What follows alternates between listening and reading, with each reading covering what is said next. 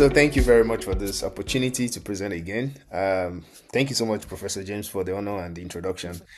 So today I'll be speaking about intelligent risk management in practice and also how AI can support a sustainable transformation in actuarial science education. And my co-author is Professor James Uwomobi. Now, this work sits at the intersection of actuarial modeling, AI, and responsible governance, and it responds to a simple but urgent problem, which is the risk landscape, which has evolved far more quickly than actuarial tools and training have. And one thing about is that actuaries are no longer strangers to uncertainty, but this type of uncertainty we face today is fundamentally different. Modern risks are volatile, interconnected, adversarial, and increasingly generated in real time, whereas the traditional actuarial methods were designed for environments where historical patterns were stable and changes were gradual. But this is no longer the world we live in. So, the central question driving this paper is how do we equip actuaries to engage effectively with emerging AI driven risk? Okay, so you may ask, why does this matter? Okay, so Max, why does this matter? And this matters because the tools we rely on often assume linearity and structural stability. But today's risk environment is defined by rapid shifts, global interdependencies, and data sources that are both vast and messy. And we now operate in a system where new risks emerge faster than models can adapt, where data sets grow faster than human can process, and also where adversarial behavior is not theoretical but routine. And the mismatch between the traditional tools and the modern risk reality kind of creates a blind spot for both the insurers and also the regulator. Now let's look at the problem. What are the limits of traditional actuarial models? So the traditional actuarial models bring significant value, but they are constrained in several ways. Number one, they depend heavily on historical data, which becomes unreliable during major disruptions. Two, they struggle with high dimensional real time data sets. They assume a level of stability that no longer holds. And also, they are not designed for adversarial manipulation, such as data poisoning or evasion attacks. And these limitations do not reflect a failure of the profession. They simply reflect that the tools were built for a different era. Times has changed. So let's look at the aim of our study. The aim of our study is to introduce an intelligent risk management framework that integrates data science, machine learning, actuarial judgment, and strong governance. And the hope is to provide a structured, interpretable, and ethically grounded way for actuaries to work with AI tools without losing professional accountability. And for the study objective, we approached this work with three objectives. First, we trace the evolution of risk management to understand where traditional methods begin to strain under modern complexity. Second, we designed a model that embeds AI into the risks lifecycle in a way that is transparent and reviewable. And third, we outlined how actuarial education and professional development can adapt so that the next generation is prepared for intelligent risk system. Let me introduce the IRMF. So the framework we propose is the Intelligent Risk Management Framework, or IRMF in short. It is built around three pillars. The first pillar is risk identification and data expansion. The second pillar is continuous assessment and adaptation. And the third pillar is adversarial threat intelligence. So these three pillars allows actuaries to engage with modern risks in a structured, defensible, and auditable way. Let's look at the first pillar, which is risk as an identification. So, risk identification in the IRMF is proactive, not reactive. It uses AI enabled methods such as anomaly detection, broader data fusion, and early bias detection, to surface risk earlier. And this includes combining behavioral signals, climate indicators, economic volatility, and also unstructured text data.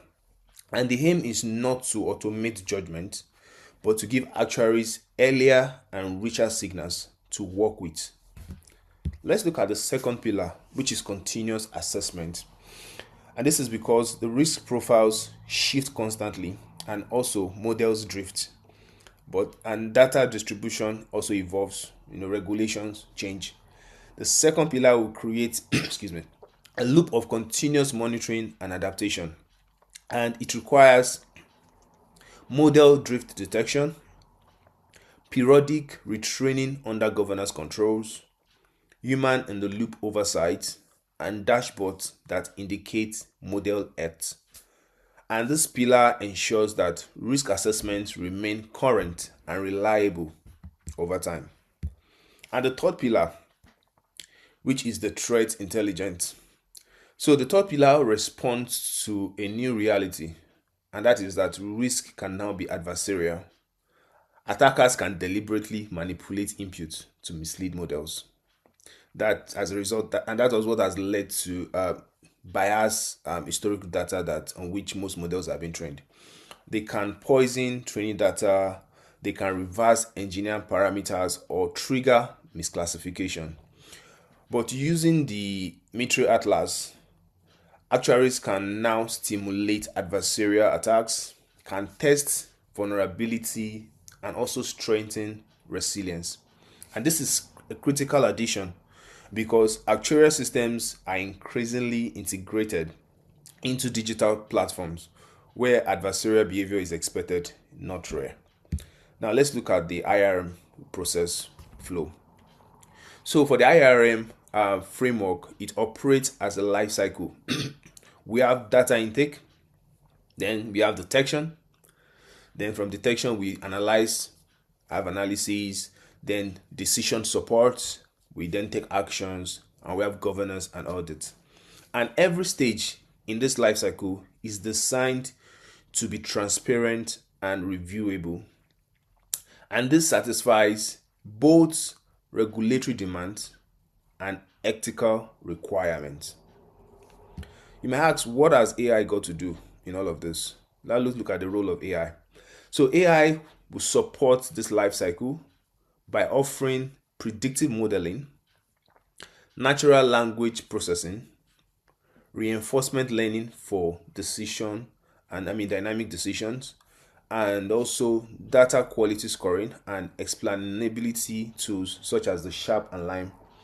But the framework ensures that AI is not a black box, not just collecting data, but everything must remain interpretable and accountable. Let's give an example. This is an applied example. So this paper includes an applied scenario where an insurer combines telematics data, combines climate patterns, geographical clustering, and also behavioral indicators. And the outcome from that was we were able to get a more refined pricing, better segmentation, early warning capabilities, and improved operational decisions. So crucially, we embed bias check and governance workflows to maintain fairness and regulatory alignment. Now, what are the benefits of the IRMF? The IRMF strengthens actuarial work in several ways. Number one, it improves precision in pricing and reserving. It promotes resilience under uncertainty. It enhances capital and solvency decision making. It shortens the time needed to detect emerging risks, and it also increases organization adaptability. And the result is a profession that is not only modernized but more relevant. Possible challenges and also ethical risk, because AI integrating AI always comes with challenges, And some of the challenges are the algorithmic biases. Another one is privacy and governance gaps. We have explainability limitations, skill shortages, and also uneven regulatory maturity. We cannot adopt AI blindly, but with the IRMF, we demonstrate that this risk can be mitigated through structure, transparency, and also by human oversight. And these were our recommendations. We conclude by proposing reforms to both education and professional practices.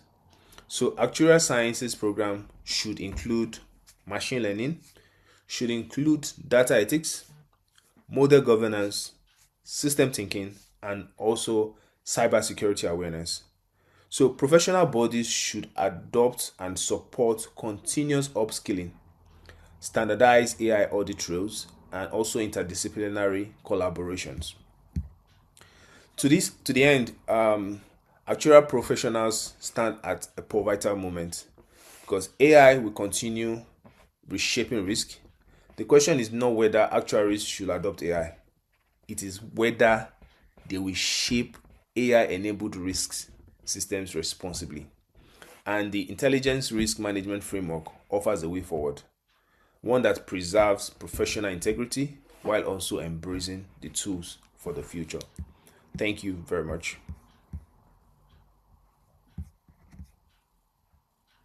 Thank you, Daniel. Thank you very much. Also, I think,